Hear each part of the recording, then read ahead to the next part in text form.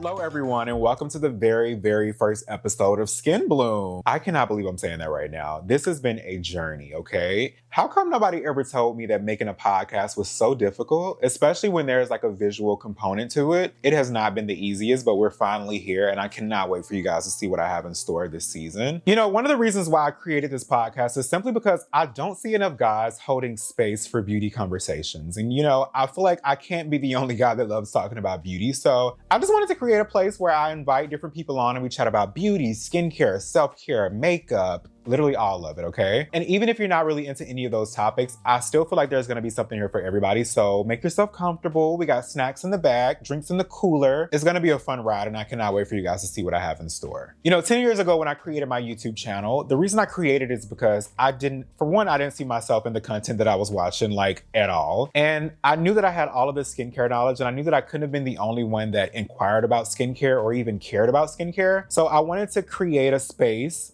where I gave the knowledge that I knew about skincare to people who wanted to see it from somebody that looked like them. I think that when it comes to creating content for myself, one of the things that brings me joy the most is when somebody leaves me a DM or a comment or they message me and say, you know, I have the same hair that you have. My son has the same hair that you have, or I have the same skin that you have. Thank you so much for putting me onto, you know, this specific product or this routine. Like that brings me so much joy because it's the reason why I started doing it in the first place. And as cliche as it may sound, I always say that representation in media, it truly matters. And today I'm excited because we're chatting with someone who is that representation for a lot of people.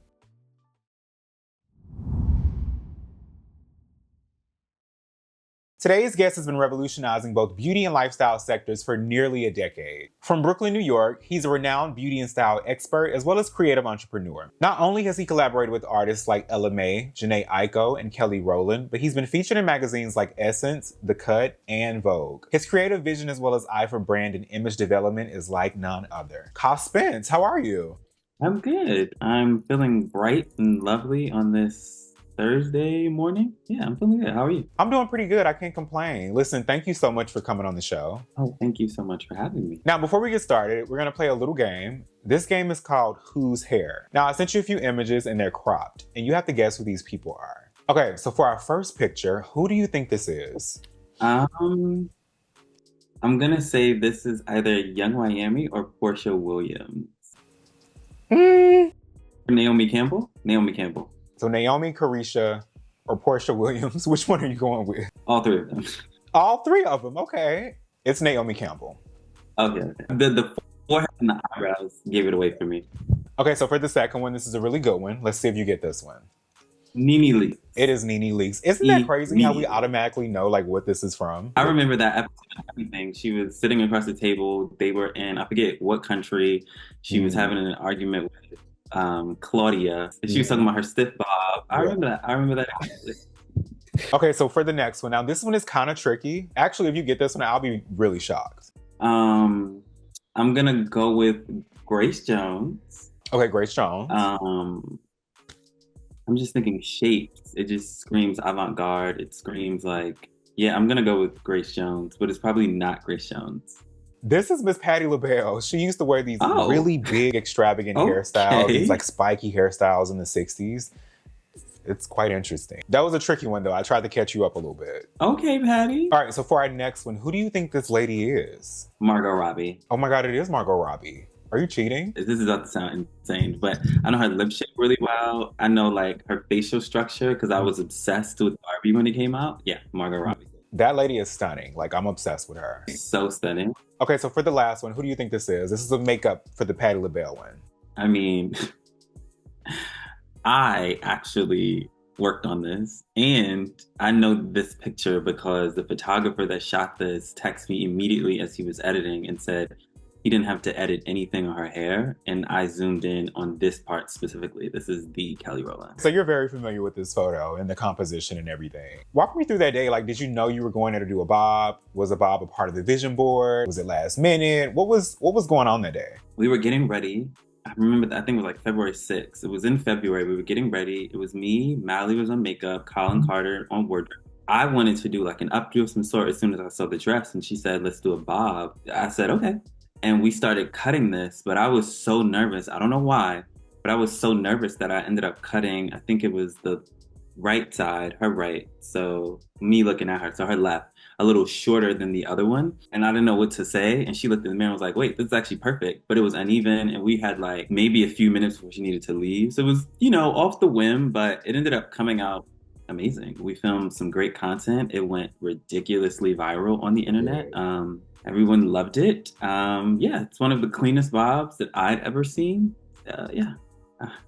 I mean, it's pretty perfect. Do you have this hung up in your house somewhere? No, I don't have that hung up in my house. I'm not one of those people. Like actually, there's the only thing that's hung up in my house. There's a picture here of me, my mother, my brother, a vision board. I don't hang work up in here. Also, I stepped away from celebrity talent and working with them specifically and doing hair. Not that I'm like putting that behind me, but I don't have that in my house. Yeah, I get that. You know how there's moments in like beauty history where people are like, you know what, I'm gonna take this technique, study it, and apply it to like, I don't know, XYZ moving forward. This was definitely one of those moments, for sure. Oh, stop. I mean, I did get hit up by a lot of people telling me not only how great it looked, but like all their clients came in wanting this specific bob. And I was like, it's just a bob. Like, like me in my head, I'm like, what's so special about it? And then I had to go back and look and I was like, I mean, it is really clean. And like it was cut so precisely. And that's one thing that Kelly had commented on. She said, you cut really precisely and really nicely. And that was something that warmed my heart.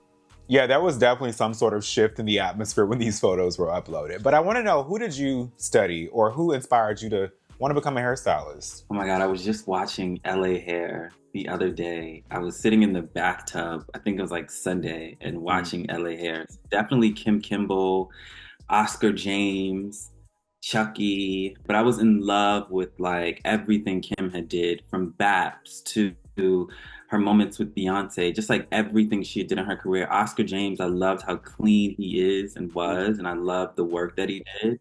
Chucky, I loved how daring he was. It was go big or go home for him. I loved them three. Like they were like, I put those three on a vision board and mood board because I didn't know that I could see that as a career. Right. And then when I saw them, I was like, oh my God, these people are amazing. And I loved watching Black people really just go for it. And then you also grew up in New York too, right? So I'm sure there was inspiration kind of around you as well. I mean, was there like beauty in New York? Yes, but I came up during a time, I want to say I started doing hair professionally 10 years ago this December. So what is that, 2014? But I had been doing it beforehand and I was around all the cool kids, all the Tumblr kids, all of that era. So I grew up around that moment. And I think really growing up in those days and in that space, it really allowed me to just have fun and just watch what, the arts, like watch what was happening in the arts during that time. But I wouldn't say there was a ton of inspiration as it pertained to beauty specifically. I had to go out and find different areas and avenues. So how did you make that transition from doing this as something that you just simply love or like a hobby to actually it becoming a job? You just kind of fell into it? Yeah, I mean, I'm going to give all credit to God, first and foremost, the Lord Jesus Christ. I had a decision to make. I had just dropped out of college in 2014, and I was studying music at the time, music management and vocal performance. And I had a decision to make whether or not I was going to continue to do hair or I was going to go down that route. And at the time, I said, I want to do what's paying my bills at this, like right now. And it was hair. Everything just kept falling into place how it was supposed to. I just had a conversation with my aunt the other day and I said, one of the blessings that I'm grateful for is that I never had to pitch myself for anything. I never had to That's beautiful. Put myself in a situation to do that. I think God has sent everything my way, from the client to the branded opportunities to the speaking engagements to moments where I've been creative directing. Like God has been sending it on my way. So God. That's beautiful. Truthfully. That's beautiful. What would you say the most memorable moment in your career has been so far? Or like stand out? The most memorable moment. Oh my God, there's been so many. I don't think there's been one moment. I think it's just been getting up and being able to do what I love and being able to spread love, light, and joy throughout the world, honestly. I don't think there's one specific moment because I don't want to discredit one thing over the other. Right. So I think it's just like being able to do what God put me on this earth to do, which is spread love, light, and joy through many different art forms. I love that. Do you know what I thought you was going to say though? I thought you were going to say meeting Beyonce. Like, don't get me wrong, it was a lovely time meeting her and, being in the presence of such hardworking people. But on the flip side, I don't idolize anybody. So I don't want to say that, oh my God, that was like something I've been waiting for all my life, because it wasn't. And it's so funny. Everyone today is always like, well, who's the one person you'd want to work with? No one. I mean, Mhm. I've done everything that I wanted to do as far as it pertains to celebrity hairstyling. And, that chapter in my life has closed. And Right. so really no one. And then when people hear that, they're like, well, what about Beyonce? What about this person? I'm like, I enjoy these people, I'm so happy for their success and what they've been able to do. But for me, hmm And you know what? I think that just kind of speaks to who you are as an artist. I feel like when you're so focused and zoned in on your craft, I feel like it's kind of like tunnel vision and all of the other stuff just doesn't, it's nice, but it doesn't drive you. it used to sway me 1000%. I Mm, think growing up here, seeing a lot, right. conforming to the societal standards of what LA really calls you to be, and feeling like you have to operate in a certain fashion in order to be seen.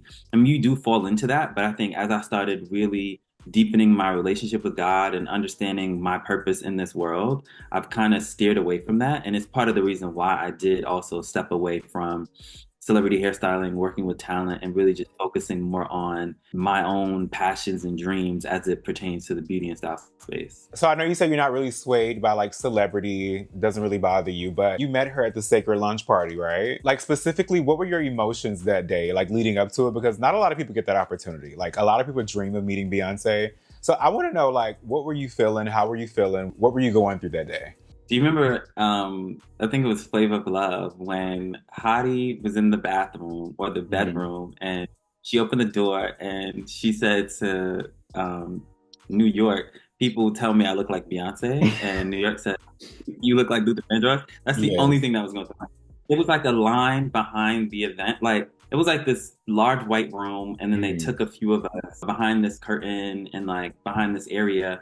And so I was in line. It was me, Bretman, Shayla, Desi, Deepika, and a few other people. But I was talking to Bretman, and we just kept laughing and kikiing. But our minds were on so many other things. Like, I think we were talking about gum, and then we were talking about like Oh just my so God. many other things that wasn't pertaining to the real moment. And Right. then we walked in the room, and all I hear is Bretman like, "Oh my God, I'm here with Beyonce. Oh my God."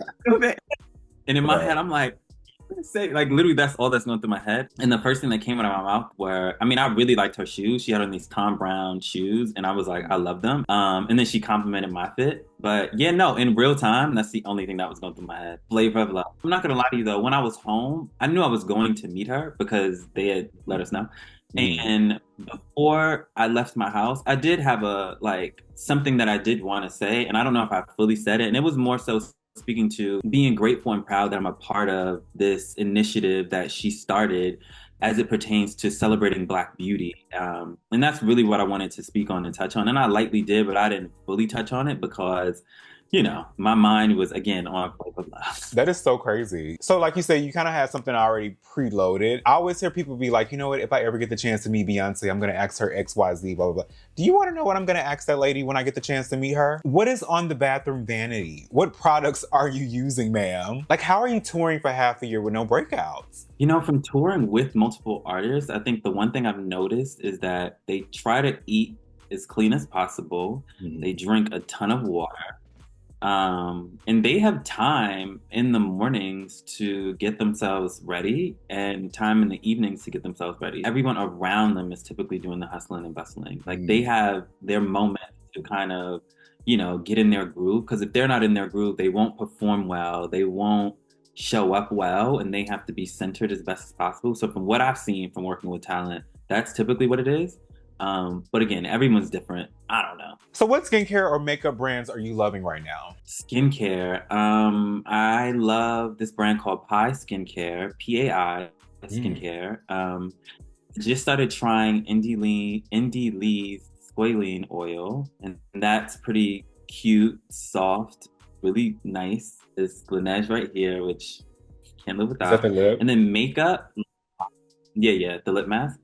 Makeup, I love Say Beauty. I think what Lainey's doing with Say is like so groundbreaking. there's so many brands right now trying to live in this clean beauty space. And I think it's all an interesting term to use. And I love that she's doing it and is not throwing the term clean beauty out there, even though, I mean, I don't want to say it has to be used, but it kind of like when you live in these locations and these stores, they throw it on you. But I love that the focus isn't so centered around clean beauty. The products are actually really good. They're really efficacious. The formulas are really good. They're high performing. I don't feel any sort of pore clogging ingredients in them. And I'm a stickler for really good ingredients in products. And so Saie has to be one of my favorite makeup brands. I probably have on 90% Saie right now. So I always see Saie Beauty. I thought it was pronounced Sa, but I always see Saie. I've never tried them before. Do they have skincare or is it just makeup? It's just makeup. They have a skin tint. So the skin tint that you were trying on that day, I was actually going to comment and say, I think you should try out Saie's because it has SPF in it as well. And they have a range of tints. And I'm wearing one of them right now. And it's super light, super sheer, super simple. But yeah, they have like skincare infused makeup. So I want to switch gears a little bit. Now I'm bringing this up because I've heard you talk about it before. Do you believe in face tuning? Or Photoshop? I don't see anything wrong with Photoshopping. I mean, I think it's beautiful. I think I like a more realistic looking Photoshop. Like, don't get me wrong. When I go out and I take pictures, we Photoshop them after. But it's not something that's like super drastic. Like, oh my God, change the entire shape of something. No. It might be like, I love this a little bit more than this. Can we tweak this, but still make this look like skin? I'm really big on that. But I also used to be that person that used to. I remember it like it was yesterday. My first time working with Kehlani, I didn't love how my work came out in person. I edited the out of that, and I still have all of the pictures. Oh my God, she loved it. But I edited that hell out of it. But also, when I first started working with her, this was 2016, I didn't know everything about what I was doing. I was still learning.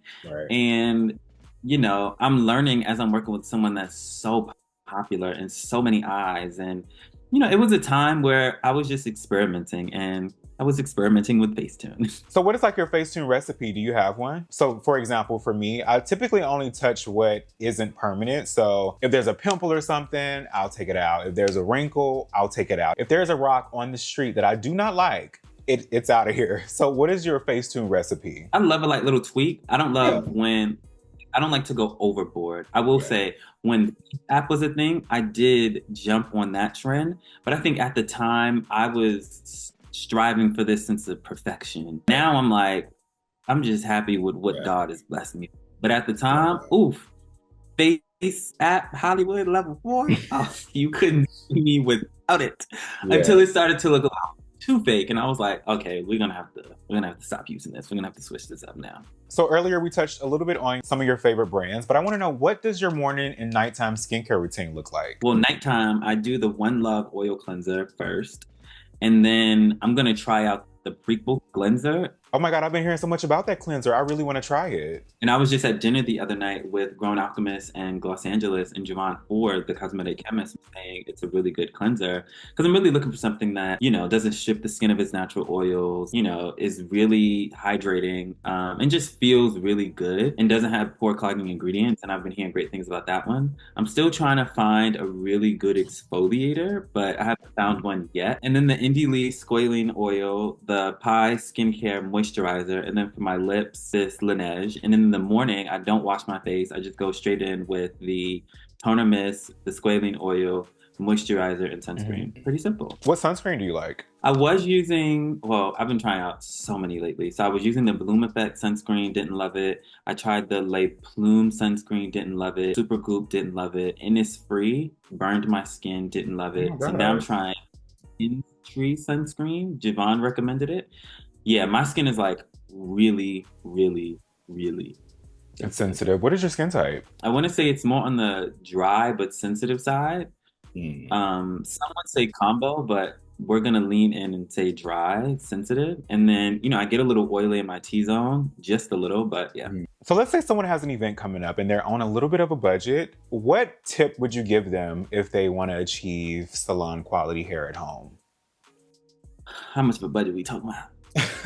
Or maybe more so, what is something where you're like, you know what, if you don't do anything else, this is gonna get you by? A good blowout. A good blowout. So invest in a really good blow dryer. Some of my favorites are Pattern, Dyson, and Shark Beauty. A really good blowout. And those Velcro rollers will take you really far. You know, I think it'll keep you really clean, really simple, and it'll get the job done immediately. Yeah, really good blowout. So my last and final question for you. Can we expect anything in the future for Kahh Spence Beauty? Maybe some hair care products, skincare. Do you have anything currently planned for Kahh Spence Beauty? Miss Beauty specifically, I'll say this. One of the things that I want to make sure with any project that I work on, with anything that I put my name on, I want to make sure that I'm really spending time on the quality of it. So paused operations in 2022, and it's just been taking some time because right now I'm big on quality and performance. Right. I want to make sure that whatever I put my name on is super safe, but also beneficial. I love the art of hair. I love talking about hair, but I will say, you know, my scope is so much bigger than hair. It's now centered around personal care in general. And, you know, what that looks like. You know, once my mom had passed and I really started thinking deeper around my own wellness routine, you know, I moved away from eating certain foods, using certain products. And so I'm really trying to make sure that I'm staying down that route. And I'm not saying that hair has nothing to do with that. I'm saying like that's more of the focus for me now. You know, the personal care space. Yesterday, super random, I'm on the phone with my aunt and it's like 2 PM. She's like, what are you doing? I said, I'm going to take a bath because I needed to center myself, clear the noise. And who the hell has time to take a bath at 2 PM in the afternoon? I mean, I do. But why not? But I think I'm so focused on the personal care space right now. So I don't see myself coming out with hair care. And so who knows? Who knows what the cards hold? I think God does want me to do something, but who knows what the cards hold? Hold your breath. Don't hold it too long. Hold your breath. Kahh, thank you so much again for coming on the show. I really enjoyed this. Thank you for having me. This was fun. This was so fun. I love talking with people. I love sharing great stories and, you know, spreading love. It's the Brooklyn way.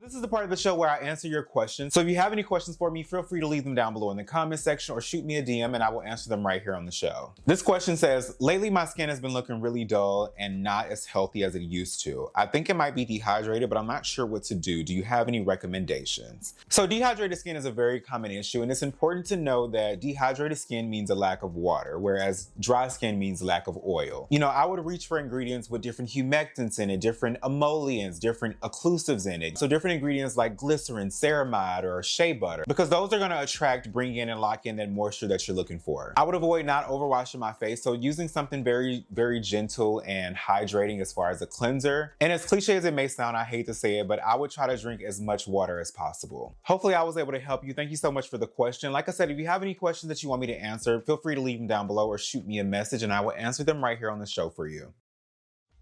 Thank you guys so much for tuning into this week's episode of Skin Blüm, and thank you again, Kahh Spence, for stopping by. I will see you guys next week, same place, same time.